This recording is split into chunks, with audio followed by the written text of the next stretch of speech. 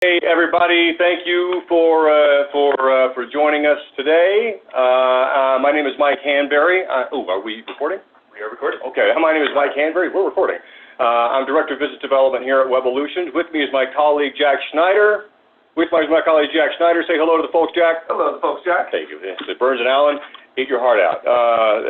We don't get a lot of rehearsal, but when we do, it's for bad comedy. So thank you for joining us. The topic of our webinar, our monthly webinar today, is budgeting for your marketing and website in 2020. Very timely, we thought, because budgeting season is upon us, and we're going to give you some examples and some information to make your budgeting season successful and triumphant, and to help you passionate people thrive as you go through it. I know that many of you are joining us today because not anticipating, or you're in a stage of, should I budget for a website? Do I need a new website? We offer a free website analysis. This is not temporal. We offer this all the time. So when you need it, give me a call. You can call me. You can email me. You can visit our website live, webinar attendees, and thank you all for joining us. We appreciate your time. Can send us a message via chat. That is also how we're going to handle Q&A during today's webinar. Just send us a message via chat. Jack's sitting there. He is going to monitor those things, and he will feed them to me as we come. We will pause during some predetermined moments during the webinar to respond to those questions. We have a lot of material to cover today, and so I want to just get rolling. So if you have any questions about anything, go ahead and type them in to the chat function, and as I say, we will pause. And if you're having any system problems, any questions about that, fire those off away. That's a big part of what Jack's here to help us with, is to make sure that you can get the content that you need. Here are the things we're going to talk about today. 1, 2, 3 big items. We're going to dive fairly deep into these. What to expect when, and with apologies to whoever wrote what to expect when you're expecting. What to expect when your 2020 budget includes a new website. Budgeting mistakes to avoid. I have like 4 slides on this. It's an incomplete list, y'all, but these are the conversations that I have all day, every day. So I'm a wealth of information about mistakes to avoid in this milieu. And getting your marketing budget approved, we're going to talk about a little bit about the politics, about the things and how to approach it, and how you can be the superhero, the marketing superhero in that equation. Many of the topics that we hit at a high level today, to say these are part of the budgeting process in your website, we're going to dive deeper into next month. Set your calendar, same bat time, same bat channel, same bat humor for creating an effective website for 2020. I had the privilege of doing a guest lecture at the University of Denver last week to a group of adult students. It was all about information architecture and user experience, performing websites, how you get your website to perform, help you achieve your goals. And a lot of that will be included in this. So we're going to hit some bullet points today and talk about them, including in the budget, how they impact the budget.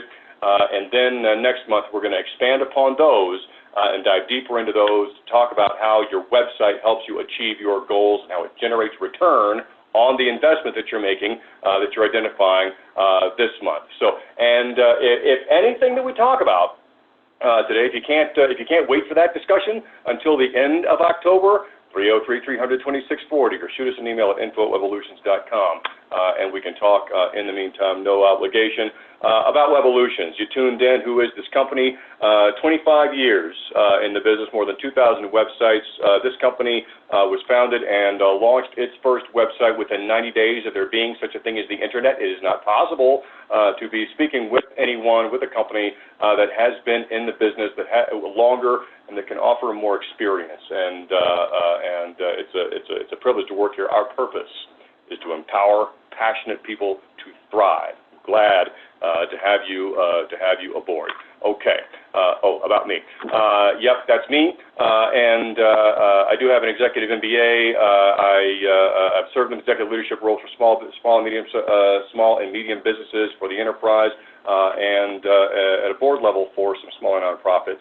What I do as the chief sales officer for this company is the tip of the spear, is the guy who handles all the inbound inquiries and works with Jack to generate as many of those as possible, is every day I am making budget recommendations. I'm working with business owners and business leaders and community leaders to plan pro formas and put these budgets together.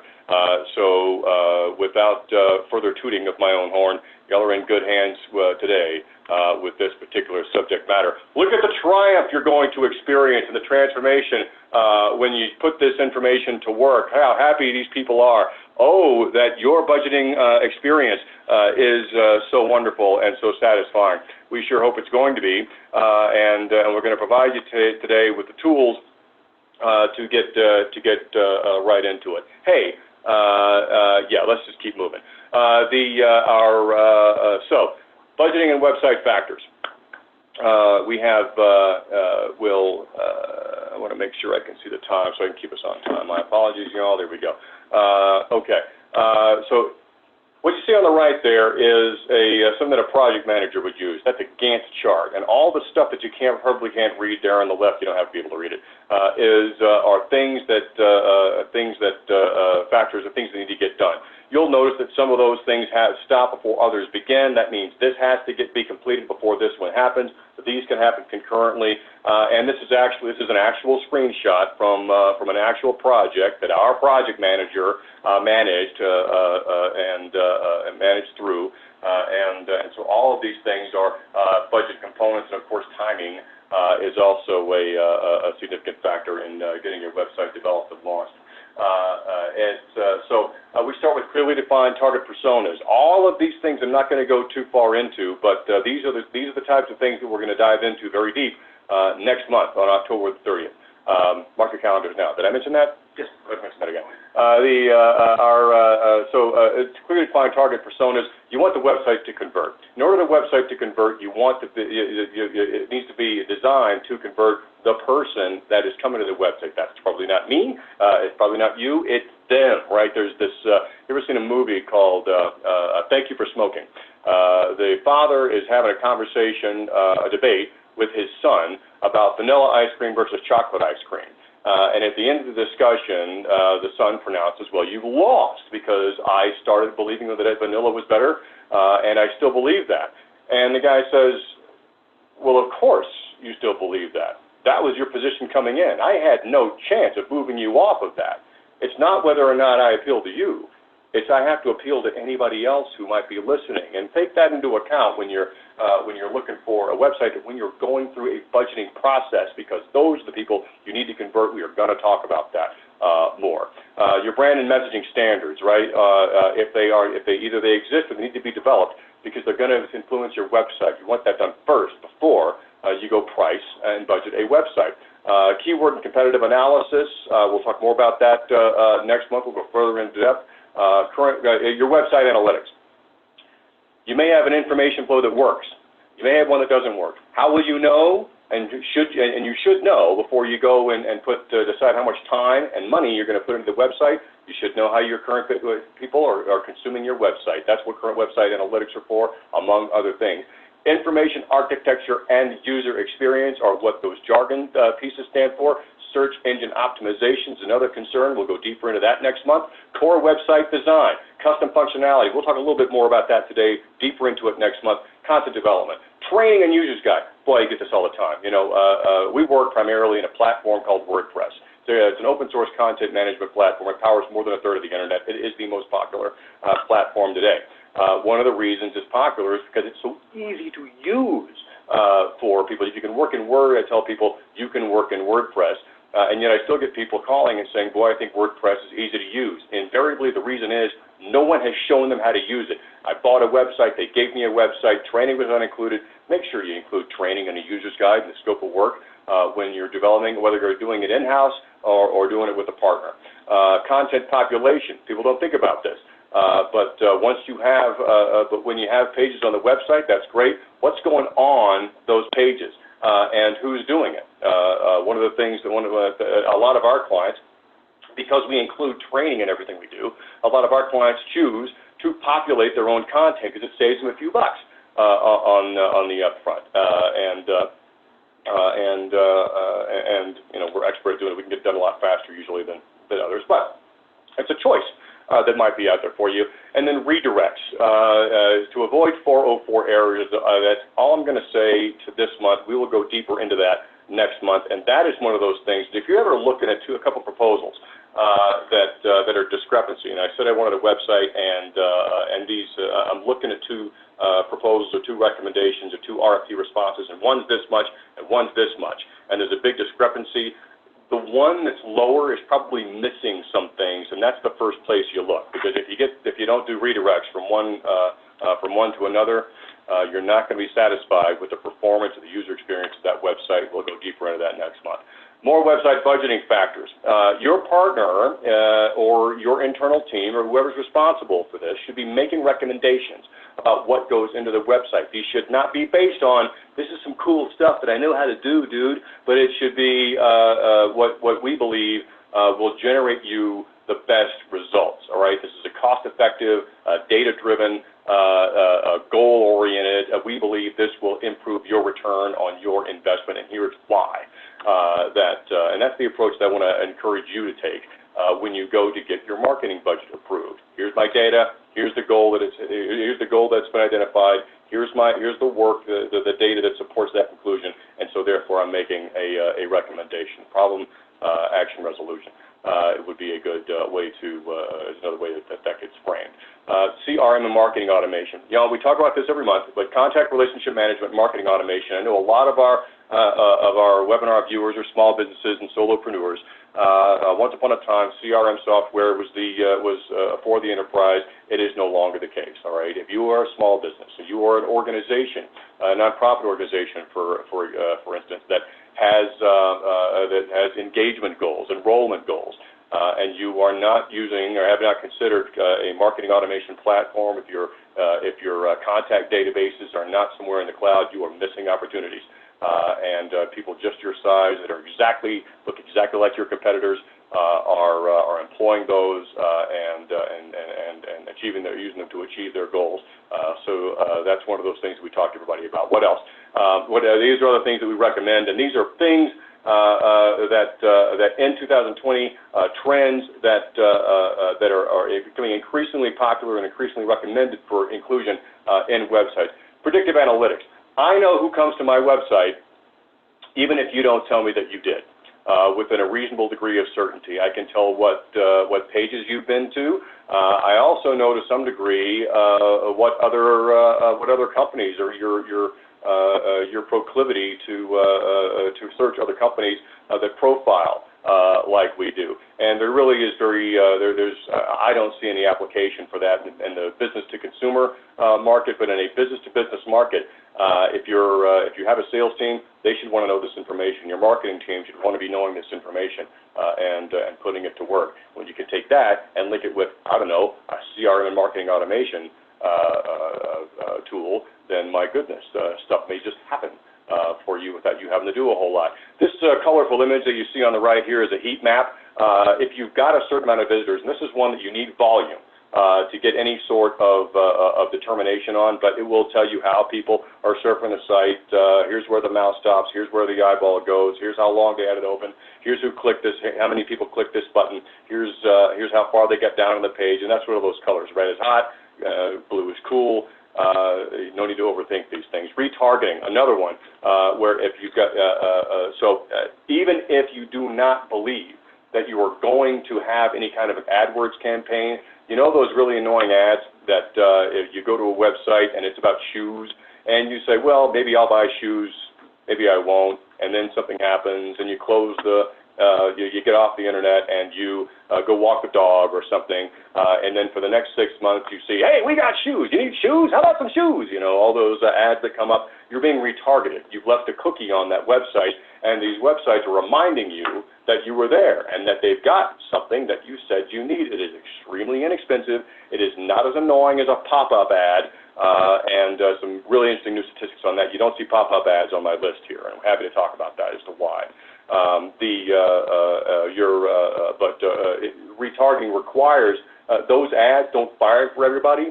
Those ads begin firing when the website gets enough visitor data. So to start collecting that data at any point, is going to be from the start. So the earlier that you insert a retargeting pixel onto your website, the easier that decision gets the more actionable and easier that decision gets to be made for you.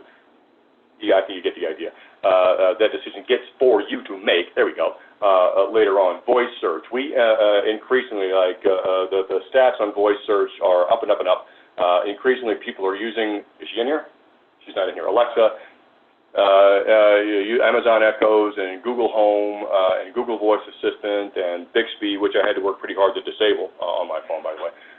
They're increasingly using voice search. We interact with those things a lot differently than we do the keyboard. We speak in staccato terms on our fingertips, and we ask full conversational questions to our voice assistants. And so we optimize websites for voice search a lot differently than we do for the Google algorithm, for the traditional Google algorithm. So that's one of those things. ADA compliance. If you are in the financial industry or the healthcare industry or the hospitality industry, this is a big concern. There is a law, the Americans with Disabilities Act.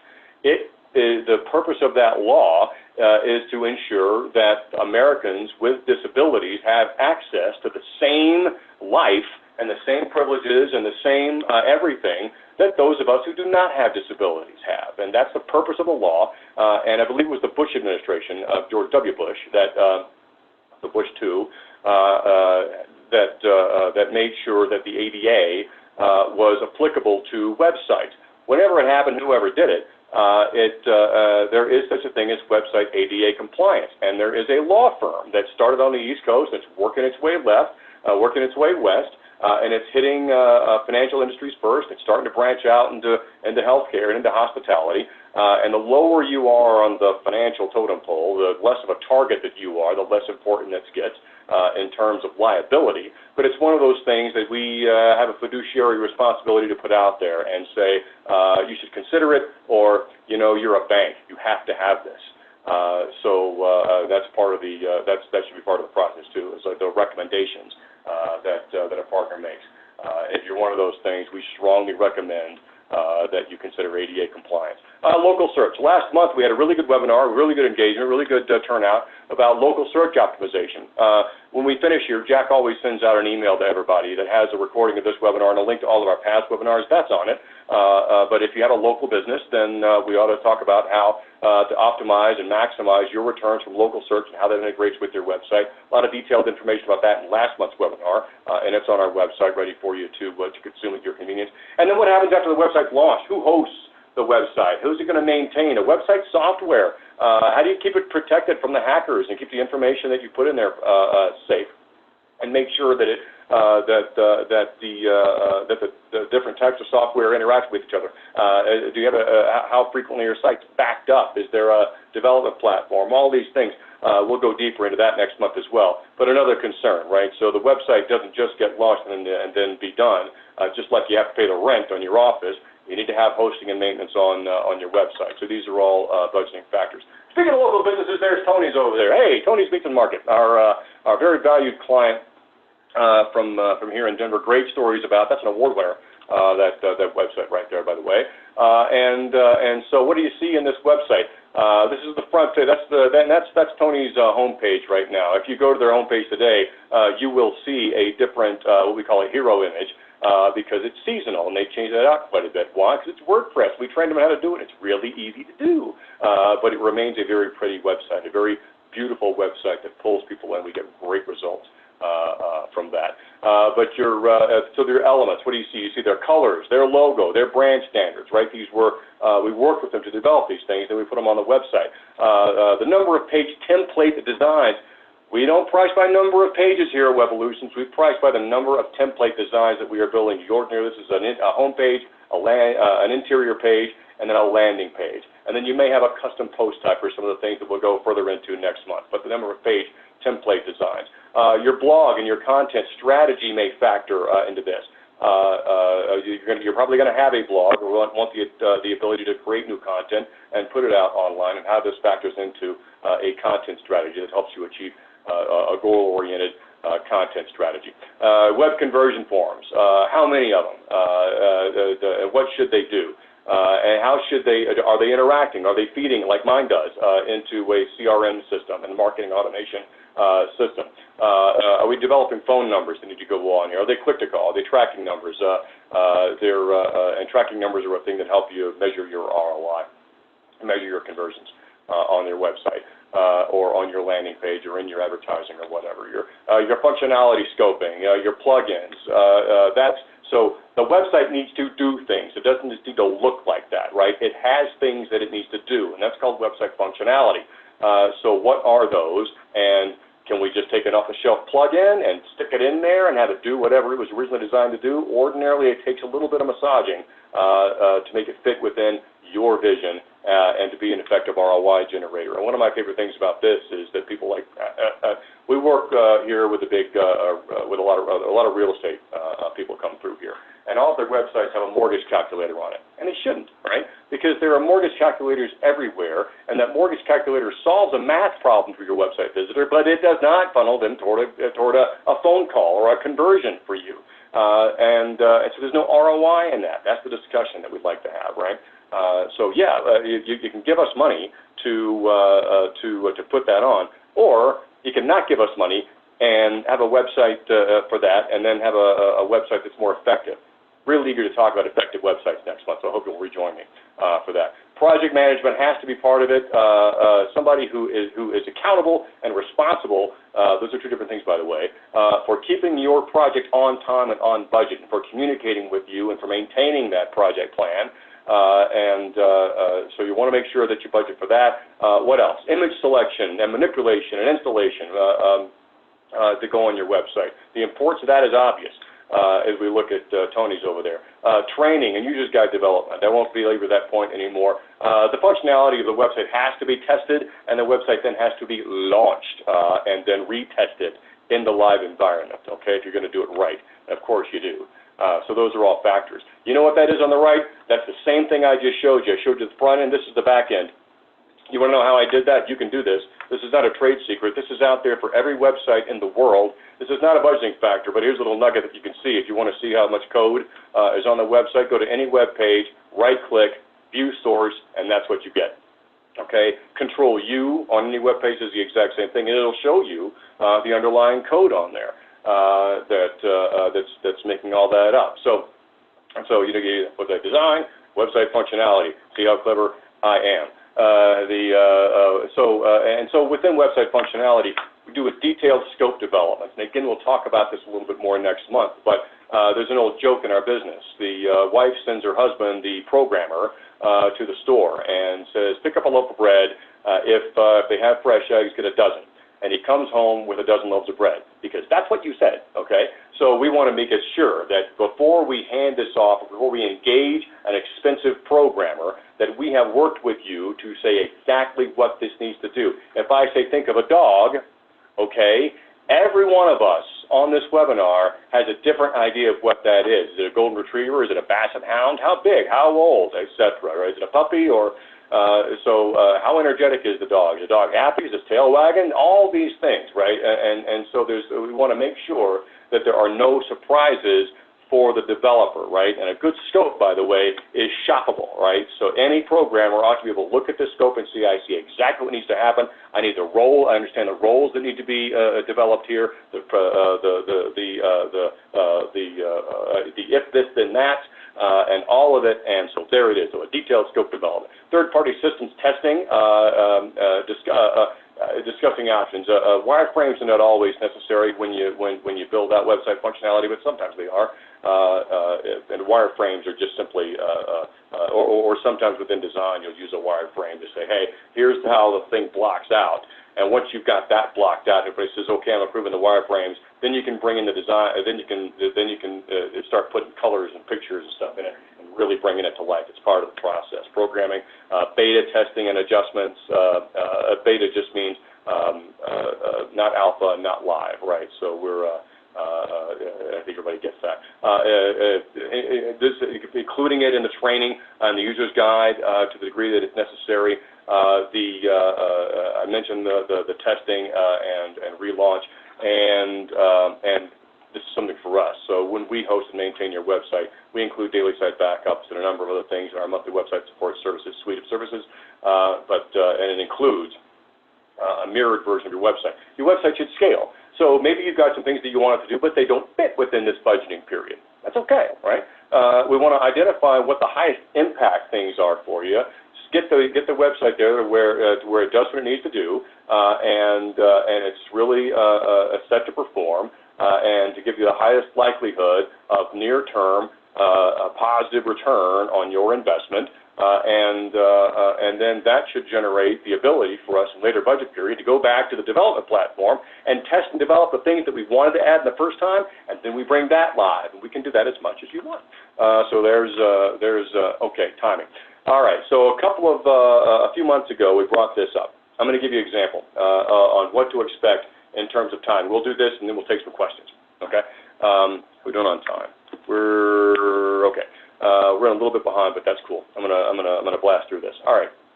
So, when is my website going to get done?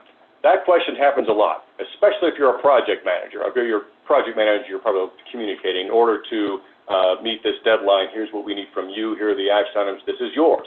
You, even if you employ a partner, should have a role, a very involved role in developing your website. And a lot of you, if you think about that and think about, well, how I approach my business, take the website out of it, put yourself in those shoes, I think you'll see a lot of similarities to how this comes about. So, a convenient example, and something that we brought up recently, is that if your website is built on Adobe, Business Catalyst, or Muse, your time is running out, right? Like sands through the hourglass. So goes marketing budget season, the days of marketing budget season. So Adobe announced that they are going to stop supporting Adobe Business Catalyst and Adobe Muse. They've already pulled the support for it. They're letting your website sit there. They're not doing anything for it. They're not answering any more questions. And by March 2021, if your website is still on Adobe Business Catalyst, you ain't got no website. They're going to pull support for it. So what that means is that in this case, the world has given us an absolute deadline of March 2021 to get that going. Now, you may not have a website in Adobe Business Catalyst. You may see we're going to have this marketing initiatives, or we've got a merger going on, or something. This event is happening, or our marketing season begins in that part of the year, and so we need to have our website up before that time. So I want you to, as we go through this, if you could, please try to apply those principles as we walk through this back as we walk this back through. Okay, so in our example, we got a March 2021 as an absolute date by which we must do it. Now, why do I say target November 2020? Because March 2021 for me is cutting it a little too close. I would like a little bit of a margin of error. And I said, well, February, am I comfortable with February? I've worked in the enterprise. I know that shifting priorities happen, and turnover happens at all levels, and I don't know what I can count on. And then I said, well, what about January? Well, my experience with January is a whole lot of making up for lost time during the holidays, because when Thanksgiving comes around, I don't have the statistics on this. I actually looked for it before the webinar started, and the engagement level of employees at all levels tends to dive at the Friday before Thanksgiving, right? And I'm not saying people aren't engaged, but it's a lot less so. There's a lot going on, it gets hard to send that text like I just did, Mom, I'm at work. I'm a 49-year-old man who's telling his mom that I'm at work, in the middle of the day on a Wednesday. That happens a lot during the holidays, and people take vacations, and there are a lot of distractions during there. So if I'm going to get a website up that is my absolute drop-dead date, my target date is going to be the middle of November, right? Like the Wednesday or Thursday before Thanksgiving is my drop-dead date, my new drop-dead date, and that gives me lots of pad to go into. It removes, and it also gives me, as the project owner, the ability to not sweat. So as delays come in, as priorities shift, it doesn't bother me. Look how much room I've given myself, all right? So, and I want to acknowledge that's what I've done here. The general answer is how long does it take to develop a website? A custom website should take 90 to 120 days for design and development. So So if we start today, then it'll be 90 to 120 days, depending on your scope, all right, and how much design and how much functionality needs to be incorporated into it before your website is tested and launched into the world, okay? So 90 to 120 days done development.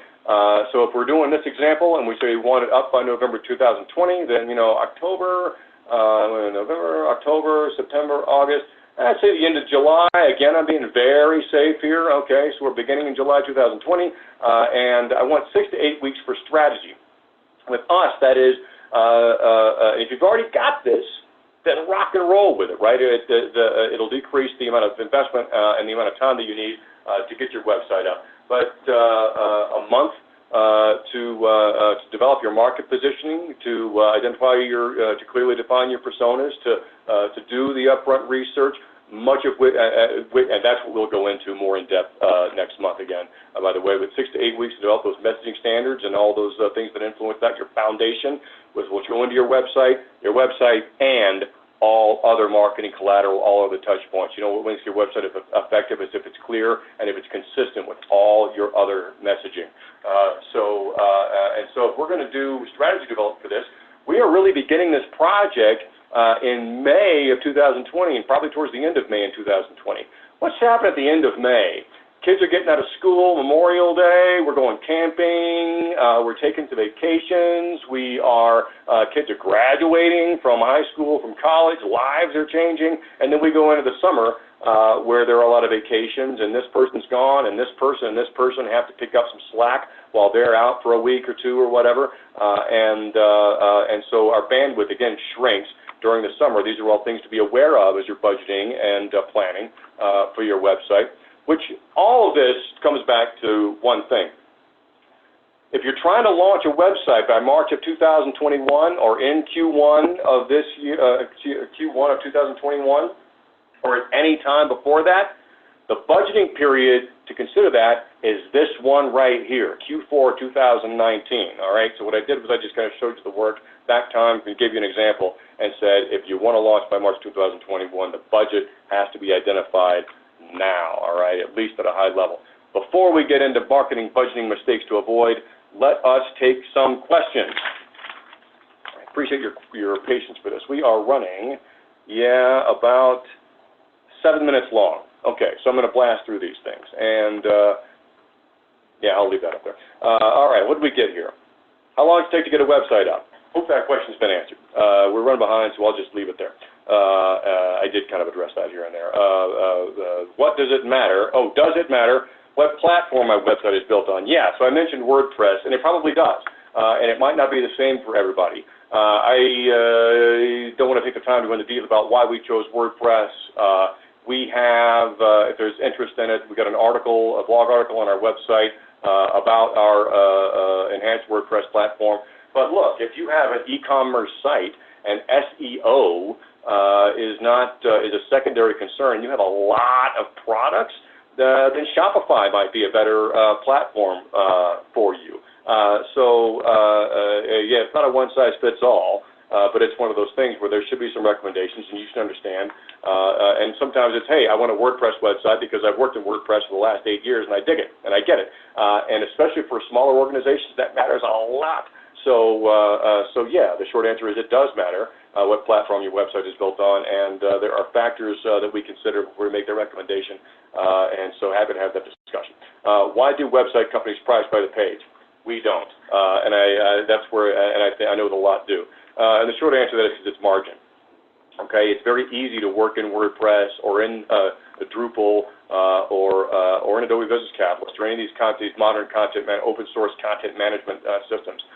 It's very easy to do, and so you don't need to spend a lot of time or pay somebody a lot of money to do it. But if I price by page population, I increase my margin. I also expedite the time that it takes because I can do it faster than you can. But when we price, we do it by page design, and then if it helps. And if the budget, if it works out better, if it makes the most sense for you, then we'll populate the content. But we'll put that out there. And the way we approach it is not like site by the page. But the short answer is the reason that's done is because largely because it helps my margin, and it gets you moved on faster. Okay? Very good. Let's make us some time here by delaying the rest of the questions. We've got a few other questions, but we'll take them up later on and move into our next topic, which is website budgeting mistakes to avoid. Like I say, I have a lot of these. We have a few slides to go through with these. I've mentioned some of these already, and I think the real meat's here in the third section. So there's our guy. He returns. I love this guy because I've been this guy, right? You know, and I think a lot of us have. And thank goodness, because we learn so much more from our mistakes than we do from our triumphs. But so I understand. That's the first bullet point, that it matters. The whole reason that you're tuning in is because you want to know how much a website costs, you might say, right? But if you think cost first or cost only, you're missing some opportunities, right? The reason you're building a website is not to spend money, it's to reach a goal, all right? So we need to keep our eyes on that prize and then back into how to get there most cost effectively. It's how all of our systems are built here. It's what happens when you're founded by a stockbroker who is extremely analytical, raised by an engineer, and so forth. A lot of spreadsheets involve Webolutions, by the way. Anyway, rushing into design development. How fast can we get into design development? You can get there as soon as you're ready, okay? And I see this a lot. The reason I put this here is because I see this a lot. You start developing a website and you're missing some things, right? The logo that you provided isn't in the right format. You said you had standards, well, and you don't. So that creates a lot of uncertainty and revision and so forth within the process. So make sure that you're ready. You've got all your homework done before you take the test. You're believing your website won't scale. I talked about that, right? Your website should be able to scale. You should have the freedom to go to add to it, to take away, to bigger, make it smaller, taller, shorter. So your website should scale. You don't have to have it all done right now. Some of these ideas, you can say, that's a great idea. Let's not do it right now. Stick it back in the quiver, and we'll fire that arrow at a later date. You should be concerned if you're talking to somebody who just says, yes, we can do that, would you like fries with that? Or yes, we can do that. The people that we've worked most successfully with here at Webolutions are people who expect for their assumptions to be challenged. And it's a very rich dialogue that exists, and that's how an effective website gets taken. We'll talk more about that next month. Not seeking recommendations from your partner. If you're going to, you may as well work with order takers if you plan to just give orders and have them followed. All right, but there's a certain amount of acumen that you've gained in your business, in your organization, from working in it. We work in websites. This is what we do. Websites and marketing. Not tying website goals to business goals. This is another thing. They say, well, I've got this website, it isn't performing. When you built the website, what did you want it to do? And the next question I ask is, did the people who built your website ask you that question? And usually the answer is no. And my competitors who are watching this, I want to thank you for that, because you're driving me traffic. It's traffic that has less money than when you took it from them, but it usually takes about 6 months or a year before they make that call, but they do make that call, and I do appreciate it. But we will always try to tie what we're doing on anything to your overall business goals, and that is exactly the approach that you should take when you want to get a budget approved. More on that in just a moment, I promise. I want to get there so bad. Conversion funnels. We'll talk about what those are next month, but your website probably has a goal. It needs to have a goal, and for many of us, that goal is a connection, right? A web form completion, a phone call from somebody who says, I want to talk to you about what you do. That's a conversion funnel, and there are indirect conversion funnels and direct conversion funnels, and your website should probably have both of them. A lack of direct and indirect calls to action. Oh, there it is, the next bullet point. See, I told you. Our competitors are doing it, therefore we should. I love this conversation. I know my business. I know exactly how it goes. This is how everybody does it. This is how I'm going to do it. If you just reverse engineer that statement, which I hear a lot, you should expect what you've always got, okay? If you start to think differently, this is one of the things so we're a multidisciplinary deal, and I don't fault people. I understand. I kind of support it. They're saying, what work have you done in our industry? But if your partner has only done work in your industry, then how can they apply cross-disciplinary things? I mean, I think one of the strengths that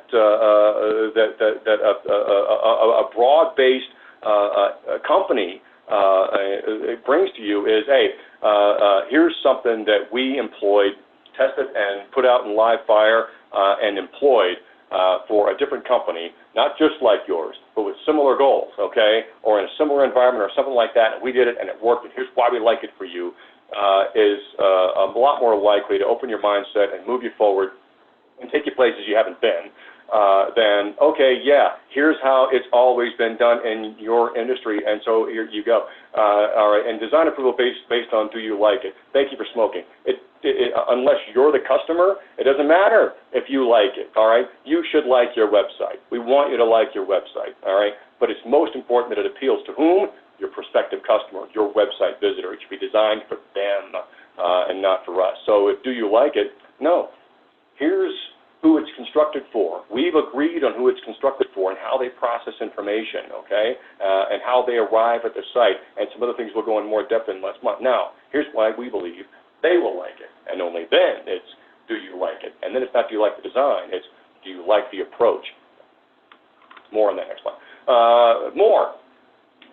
Excluding SEO from the website strategy and development process, it decreases your upfront cost and it decreases your time to launch, and it gets your website up faster, and then it costs you money every day after that. More on that next month. Not keyword optimizing the URL structure. The algorithm consumes the URL structure. That's an identifier. And next month we're going to talk about how the Google algorithm consumes your site and how a human consumes your site. So tune in. Choosing a website solution that you do not own. WordPress is famous for this also. There are companies who don't charge you thousands of dollars to build up front. They charge you a few $100 a month. And then when you say, hey, I want to move my website, they say, it's not your website. I own the template. Own your media. Own your assets. Own your website. No system for security software updates, right? What happens after the website launches? Get that question answered. If you're working with a partner, make sure you understand the agreement, right? How do they handle change orders? Who's responsible for testing the functionality of the website? What kind of ongoing support is available? How does that work? Assuming new ideas fit into an existing scope. This will blow your budget. This is why we do all that work in the upfront. This is why we talk about custom scope development. This is why we nail down the design parameters with you with mock-ups and persona identification. And who we designed this for? It's a user experience for what user? And so, hey, we got this great new idea. We're going to add this. Hey, maybe it is a great idea. But unless it was scoped, it's going to do two things. It's going to alter your budget, and it's going to alter your timeline. Okay, so just expect that. Know that's going in. That's one of the reasons that in my example, I had all that buffer time, is so we were free, all right, to have those kind of things and to include that in your process. Remember the example that I showed you from Tony's, the front end to the back end. All right, so sometimes what you'll see happen is that sometimes the software development, the functionality development, this happens a lot in custom functionality development. When you've got a programmer or programmers who are working on developing a custom application, there is no WordPress plugin that does this. And the functionality is proprietary. We do quite a bit of this kind of work. And the danger of that, from the client side especially, is getting so hung up on the functionality that they've conceived and developed that they neglect the front end, all right, the web page that needs to be open and inviting and brand consistent and pull people in so they can experience and get the benefit of this awesome application that you developed, okay? So in the budgeting process, don't put it all, make sure that you carve out a budget for both ends of these things. Training, content. So you have these pages. Do you have content? What content is going on the website? What pictures? What words? All right. Are we working with you on it? Or are you just providing this? Are you a marketing writer? Right. So you need to work with somebody who's going to take. A lot of times we see is this content that goes on the website is accurate but raw. It tells people information, but it does not funnel the visitor toward a conclusion, which is really what the visitor wants. and needs, and that's why they're at your website. So think about content. And then assuming your developer can make up for your missed deadlines. That Gantt chart that I showed you, this happens and this happens, everybody's working on multiple things at all points. Nobody's sitting around waiting for anything. We might be, if you miss an approval deadline or something like that, just to take that as an example, we might be able to truncate and expedite, and then we might not, all right? And you need to be aware of that. Let me see about taking, before we get into getting your marketing budget approved. It is 12:45. I'm gonna keep going, and because I want to make sure that this is what I promised here. Then so we're right back on time, and then I'll plan to take the rest of these questions here at the end. First of all, know your audience. All right. So without getting overly political, and I don't mean Republican, Democrat, that kind of thing, but there are some there are different roles. Okay. We need to understand who is approving the budget. Many of you watching the webinar are solopreneurs, small business owners, and you may not have these formal roles. And you may, you and your spouse and your business partner and others may wear multiple hats. It's important to understand that you wear these hats, right? And as you go through the budgeting process, as you plan out your marketing budget and your strategy, which hat you are wearing, okay, and how that speaks to your goals. So who is approving? What do they need? What is the role? What are their interests? And I say interest because if you ever take a negotiation class, they are going to implore you to not take a position, all right? They are going to implore you to say, what are the interests here? There's a great book written called Getting to Yes that I'd recommend for anybody who is interested in learning more about that. And it's a sales book, but it's also a negotiation book, right? And what it teaches you is don't take a position. Try to see this person and understand what their interests are and what they need out of this. And if you take that, it'll be your experience and the people on the other side of the table, so to speak, their experience with you will be much better. And especially if you're working in a large company which has career track and so forth, that should pay some dividends for you in an ongoing basis in a longer term. CEOs look at profitability, right? If I spend this much and I get this much, so what am I going to get out of this? What are my overall business goals? Nobody's more plugged into the overall performance of the company than the person sitting on top of it, and that's her there to the right, right? Anybody, I'll tell you from the experience, it's an intimidating thing to be in that room, to be at that point. You have to sit there and justify everything. And what I'm going to do with the next slide is tell you why you don't have to be nervous, how you can walk in that room and belong, okay, and be very confident that you belong. And one of the ways to do that is to look at all these people and consider all these things, and where their interests, their responsibilities lie. And before you present this, ideally, before you present this for approval, maybe go to them individually. So here's what I'm thinking, and here's why I think it's good for you. And do you agree? And what suggestions might you have that I could make this better for you? All right, what concerns do you have? And you're probably not going to get all of them, but you don't need all of them. You just need some. You just need some, okay? I'll define a couple of terms here. Churn, your chief marketing officer and others in the organization ought to be extremely concerned with customer churn, all right? And churn is, they were a customer and we lost them, all right? That customer has churned. That client has churned, is what that means. So obviously, the less churn you have, the greater the lifetime value of that customer. And that is a metric that often gets left out of budgeting. We look at the upfront cost, and we say we need this much, and we don't take into account, and once we get that customer, if we get a customer, what's the lifetime value of that customer? Now, your good executive officer is going to make you justify that. What systems do we have in place to ensure that we preserve that lifetime value of the customer? And those are the questions you need to go in ready to answer for sure. Or if you're going to be strong, do you want approval, you'll have all those answers. You ain't ever going to be perfect, okay? But the stronger you are, the better. Your CTO, Chief Technical Officer, COO, Chief Operating Officer, right? These guys are always concerned with security particularly with a website. We spend a lot of time talking with these guys about our security platform and how we preserve that. We preserve the integrity of your data and of your system with our approach, and plan on if website's part of it, plan on addressing that. Really, if anything's part of it, you should plan on being able to answer any of these questions. Your impact to current systems. Is this and then your CRO, Chief Revenue Officer, is worried about that salesy stuff, right? How fast is this going to improve the speed through my funnel, all right, through my pipeline? Is it going to improve my lead count? Is it going to improve my lead quality? Is it going to help my people close more deals faster? Our marketing superhero here is that because he knows all the answers to these questions, and he went into that room prepared, and he built his coalition, and he had his work done. He knew who needed to approve what and by when. He's researched his competitors, and he knows what they're doing, and he might have some ideas whether or not it's working, and whether or not we should do our own version of it, or if we should let them do it and waste their time and their money while we do something different, and what that different is. He's recommending something. How does it support goal achievement? Whose goals? CEO's goals, CFO's goals, COO's goals, sales guys' goals, etc. You get the idea. Priority.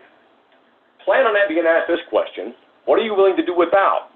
If we approve this as it is, what are you willing to give up in exchange for this? Have an answer, all right? Furthermore, it's unlikely that if you present this whole thing just like this, they're just going to buy it. So within that, know within your recommendations what parts of it you're willing to discount or do without, or put in the quiver and fire later, okay? Sales techniques to have your option A, option B, option C, and then your client's probably gonna pick and choose from there, and then you have to go do it again. And in this case, your client are these approvers. How will success be made? What have we done? What have we done before? And what were the results? Just because if you've done it before and it didn't work, don't blame the tool necessarily, right? It might have been the tool. If you launched an AdWords account and then didn't do anything with it and left it there and neglected it there, it probably didn't work very well, okay? That's not the tool, that's the operator. So take ownership of that and think through that and be ready to come with that data and that discussion. How will success be measured? Never do anything unless you're sure that you understand what the meaningful data is behind it. Back in April, we did a webinar. It's on our website about how to choose what data to focus on. So that's there for you. And we'll talk a little bit more about KPIs for websites next month, key performance indicators. So how will you measure success? And don't make them ask. Tell them this, all right? Each one of them. Here's how this fits with you, and you. Who is responsible and accountable? I mentioned there were two different things. Accountable is actually doing the numbers, right? Doing the dates, and say, here is the accounting of this. And you may have a person who does the accounting, but isn't necessarily responsible for getting it done. So know all of that. Your impact cost. Time is money. Here's what I mean by that. Is another thing that gets when you're depending on internal resources and part of your plan. Let's say you have an ongoing marketing program that you're going to bring in-house. Who in-house is doing it, and what are you taking them away from in order to do this? If you give me something new to do, you're telling me that I have to do it instead of something else. There are only so many hours in the day. I have to sleep. I have some other things. So there has to be an accounting in your budget for hours and time for internal resources. Any of my former students will tell you that. You can't hand me in an accounting or a budget without telling me how you've allocated it internally. Internal labor is not free, okay, by any means. How does it integrate with impact other people, other systems? Is this replacing or is it adding on? How does it work with things? The security guys will talk about that for sure, as will the CFO. Know your numbers and show your work, okay? What they taught you in school was true. We want to see. Executives want to see how you got to that, how you got to it. So be ready to show your work and be sure that your numbers are locked and loaded. Coalition building. When you walk into that room, when you go in there, are you going alone or do you have people behind you, right? And another thing, right, you may not always be right. Your assumptions may be wrong. And if you talk to people before you go make a proposal, you'll find that out. Better to be silent to be thought a fool than to speak and remove all doubt. says the guy who's been yapping for an hour. And then the impact of your decision. Here's what I mean by that, all right? Here's a mechanism that we use. More information is available on this. We did a webinar back in, I want to say March, about thought leadership. Is that it? Yep. Thank you. All right. Still a little juice left in that memory. That talks about this. And I bring this up here because this is how the human brain is wired to receive the story. If you want to read more in depth about this, there's a really fun read, a book by a guy named Donald Miller. It's called Building a Story Brand. And he's a Hollywood screenwriter, and he talks about this in terms of using it in your marketing messaging and specifically in your website. I'm telling you that you can use this exact same mechanism in the way that you approach getting your marketing budget approved. And though your character is the CEO, is the CFO, is the CTO, you get the idea. And their problem, well, that's their interest. You've got this goal that you're trying to achieve, right? And so I want to help you achieve it. And so I show up. I'm the guy with the marketing budget that needs approved. I'm your guide, okay? Here's how I'm going to help you achieve that. This is why this is such a great idea. This is why it's going to help you accomplish your goal. Here's my plan. Here's what I need from you. I need you to help me get this budget approved, right? Or I may need some of your internal resources or something like that, right? I'm calling you to action to help me get this done, and I'm going to remind you along the way that the choices you're making are either going to lead us to triumph and transformation or not reaching that goal, okay? It's going to hurt me. I'm going to let you take me there if you insist, but those are the choices that are available to us, okay? So I wanted to bring this up, and this is and give you that resource. And again, this that mechanism for it, okay? Now, we spent a lot of time on a website, and we're getting really low on time, but I want to make sure that I cover this because it isn't all about websites. Sometimes you're going to say, look, my website's fine, Mike. We just need we've got some new initiatives we want, and it's part of an ongoing, what we call an ongoing marketing program. It's search engine optimization, it's experiential marketing, it's digital advertising, it's any number of things, right? So when you budget for ongoing programs, here are considerations for that. Does it move the needle? What's the needle? What's the overall, what's the business need to do, right? Do you have a clearly defined mission? We have one here at Webolutions. It's called the Denali mission, right? And we know what that, it's quantifiable. We know what we need to do. We know where we need to get. Does this help us get there, and how does it help us get there quantitatively, okay? Key performance indicator identification and tracking your return on investment. How are you going to do that? We'll talk more about those things, more KPI identification next month. ROI track we've covered in previous webinars. Ongoing performance reviews. You're not going to set it and forget it. For an ongoing program, you need to be looking at its performance on a regular basis. Usually it's monthly is when you look at those things, but sometimes it's quarterly. Depends on the size and the scope and the scale and you. Are you signing under a long-term contract? So there's flexibility within this program. There should be because the world's going to change, and you don't know how it's going to change. Nobody else does either. So some other considerations is if it's a digital marketing campaign and you're driving traffic to the website, then the website's part of that, right? That's the conversion point. Then you need to be looking at conversion optimization as a component of the website. Are you A/B testing calls to action, that kind of thing? And what are you and of all the things that are available to you, be able to answer this question. If you've got 3, 4, 5 things that you're asking for, if you had to pick one, what's the one that you want? And your answer is going to be the one that delivers the highest impact to that company goal, okay, to that organizational goal, that business goal, okay? I sure hope that's helpful. Do I have time for questions? I will mention this again. I don't. We're at the top of the hour. Y'all, I'm sorry. We got a few more questions here, and I'll just write something up, and I'll put them in a blog post, and we'll link them in the email. Join me next month. Join me and Jack next month. We're going to be talking about all that stuff that I said we were going to be talking about throughout the webinar. Thank you for joining me. Thank you for joining us. Mike Hanberry, Director of Business Development, Webolutions, the very clear-tongued Mike Hanberry, Director of Business Development, Webolutions. We empower passionate people to thrive. Y'all go thrive. Thanks for being with us today.